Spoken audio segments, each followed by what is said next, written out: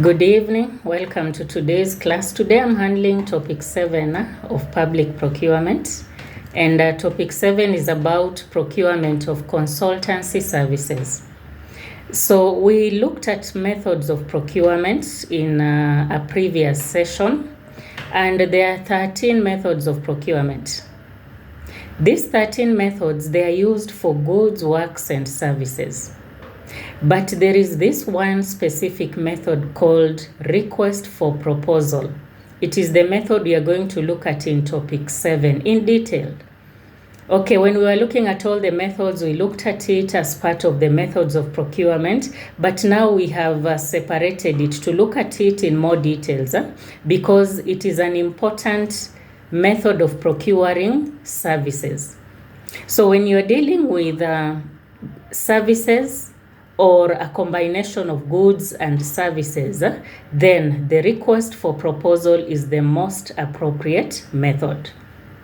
So why are we separating it? Because it is totally different and it requires you to be dealing with services for you to be able to use this method.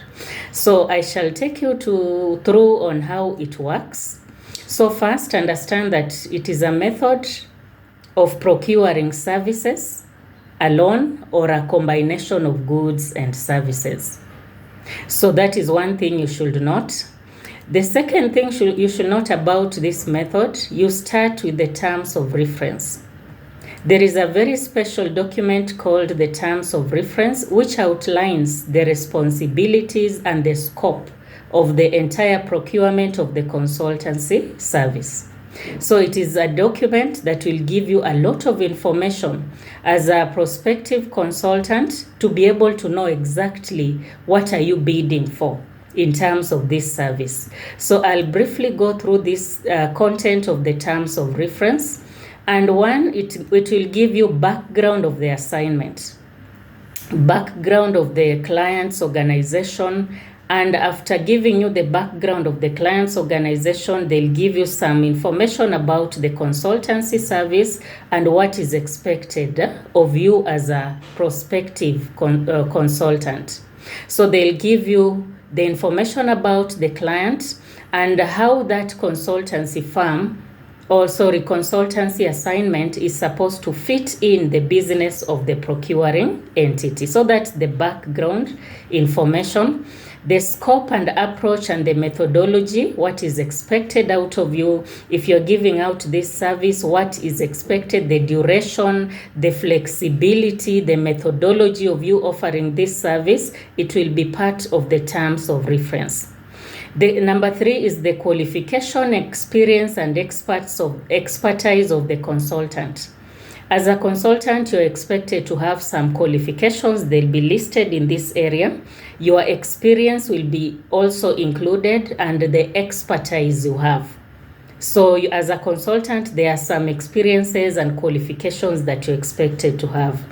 Number 4, the content. Remember, we are looking at the content of the terms of reference, deliverables and expected output. What is expected out from you?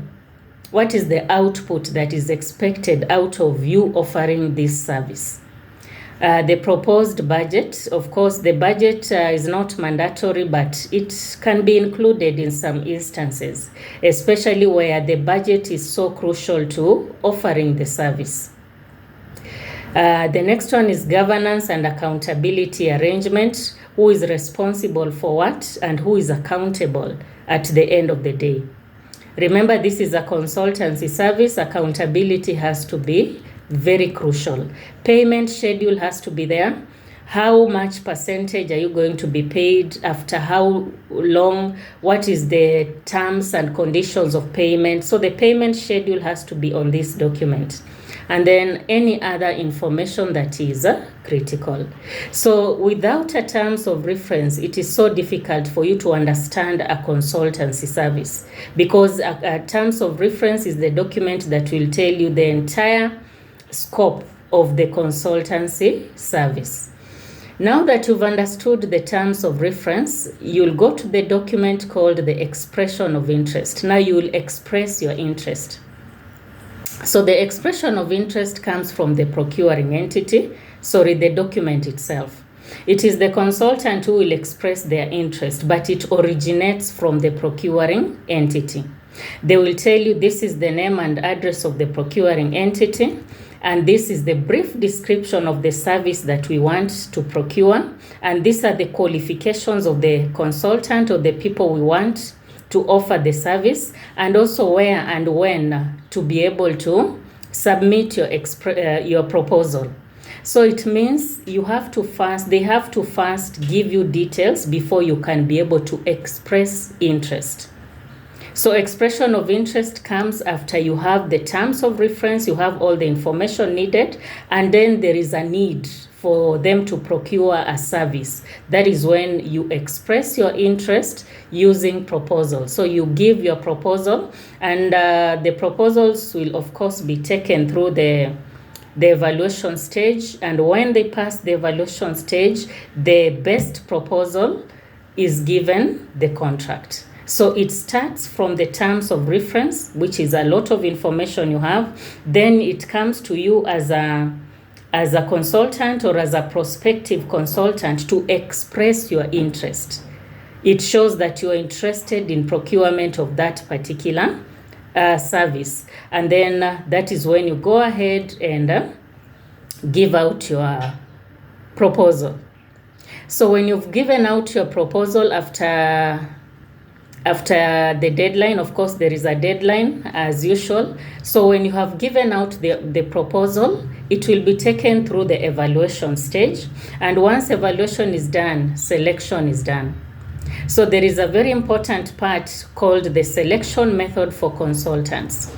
There are very many selection methods for consultants depending on the nature of the service you're offering, how wide or how broad the service is, how much expertise that service requires. So it will make them choose one of the 8 methods of selecting consultants. There are basically 8 methods of selecting consultants. And these methods are not the same. They cannot be the same. If they were the same, then it means there will be no need for us to understand number 1 and number 8. So these methods have a slight difference, and the difference comes in terms of maybe the nature of the service that you're offering, the duration of the service, things like the budget. There are methods which are specific for the budget. It means that you do not have to go above or below the budget. So the methods depend on the nature of the service, the one giving the service, the duration of time that the procuring entity has, and the many other factors that will make a method to be chosen against another. So for now, I may not analyze all the methods, but I'll try to mention a few and show you how different that method is. The first method is the quality and cost-based selection method. So as it looks like, you are selecting a consultant looking at the quality they offer and the cost. We can call this the 2-stage tendering method, whereby you start with the technical aspect of the proposal, and then you go to the financial aspect of the proposal. So all those which pass the technical aspect, they are taken to the financial aspect. It is the most common method used to select consultants, and even for goods and services, and even for goods. So it means you start with looking at the quality part, analyze the quality aspects, and then once the quality aspects are good to go, you now take the people who have passed the technical test to the financial test. It is called the quality and cost-based selection. The second is quality-based selection. That one just shows you focus so much on quality. There are some contracts where quality is mandatory, especially these complex and highly specialized assignments. Sometimes you cannot forego quality. You have to consider quality, even if it comes at a high price, as long as quality is assured. Then you use the second method, quality-based selection. So we are not saying you forego the price or the cost. You will still consider it because you're working within a budget, but quality is the main area of concern. We have the least cost selection. That one, you're looking at the proposal with the list price, as simple as that. And especially if you're dealing with these consultancy services that are very widely available, it is not difficult to get this consultancy service. They are common. Even if you get a service, you can be assured of the quality of the service. So you look at the lowest cost proposal. It is just the least cost selection. After that, you have the fixed budget selection. You're focusing on a particular budget. You are working with a budget, and that budget you cannot afford to go above it even with a few shillings. So it means you have to work on a fixed budget. So you'll only select those particular consultants who are within your budget. This method is used for very small contracts where the consultants are very well known. So the budget is always there and it is fixed. So it means you cannot afford to go above the budget. Why? Because you're dealing with a small contract and the consultants are very well known. So that is it with the fixed budget. We have the single source selection.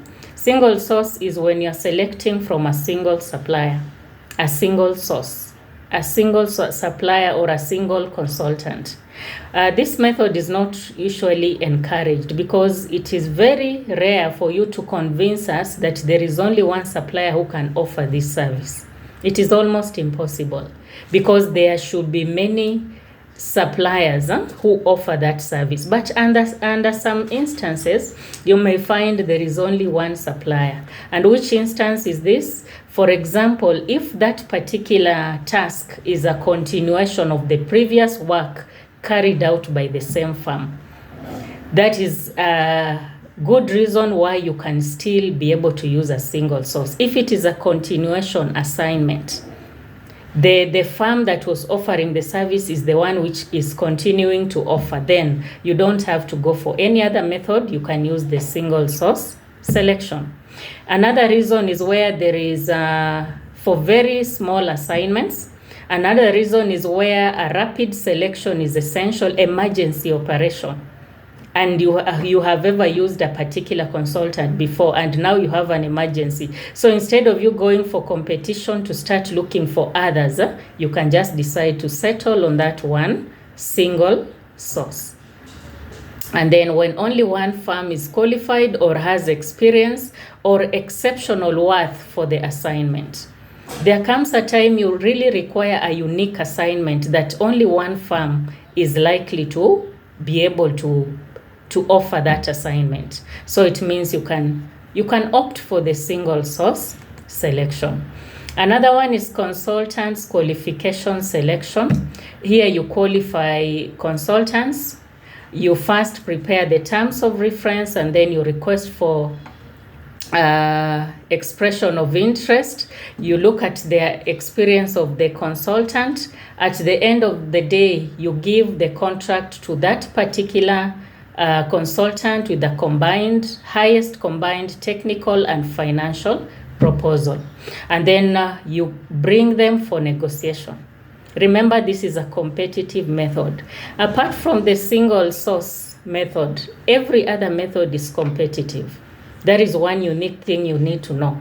So it is competitive in that you do not just call a particular consultant and tell them, I'm giving you this contract. No, you have to let them compete against each other. So with this one, the difference is you come up with a list of those consultants that you desire to use, and then you invite them for a competition so that you can be able to do what? To select the best out of all of them. So that is how it works. And then we have this method of competitive negotiation. Competitive negotiation is where all your consultants or your prospective consultants have passed the test of the technical part.